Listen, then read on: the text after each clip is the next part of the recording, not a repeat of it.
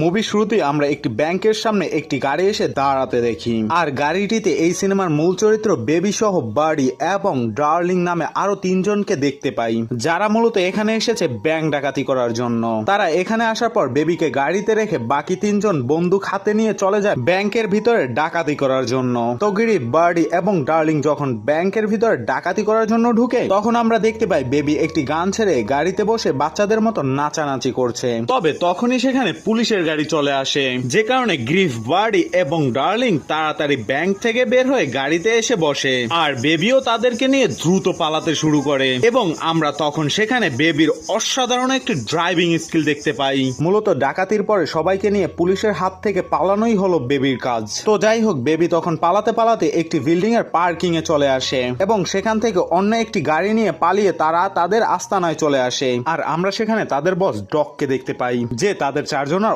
অপেক্ষা করছিল।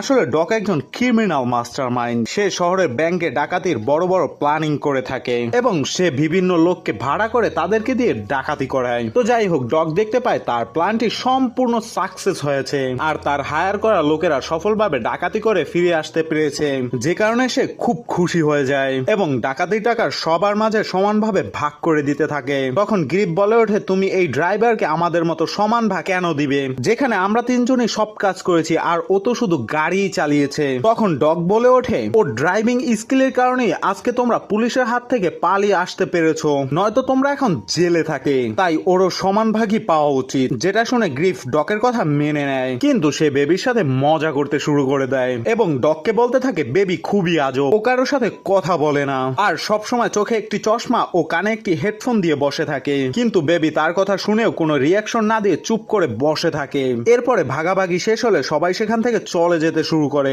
এবং আমরা দেখতে পাই ডগ বেবির সব টাকা নিজে নিয়ে বেবিকে মাত্র একটি নোটের বান্ডিল দেয়। তবে আমরা সেখানে তাদের কথা শুনে বুঝতে পারি বেবি ডকের কাছে ঋণী, তাই বেবি ডাকাতি করে যে টাকা পায় সেই টাকা দিয়ে ডকের ঋণ পরিশোধ করে এবং ডক এখানে তাকে বলে সে যদি আর মাত্র একটি ডাকাতি করে তাহলেই তার সব ঋণ পরিশোধ হয়ে যাবে, আর সে চাইলে এরপর থেকে নিজের মতো জীবন যাপন করতে পারবে। এরপরে ডক সেখান থেকে চলে যায় আর বেবি নিজের বাসায় চলে আসে।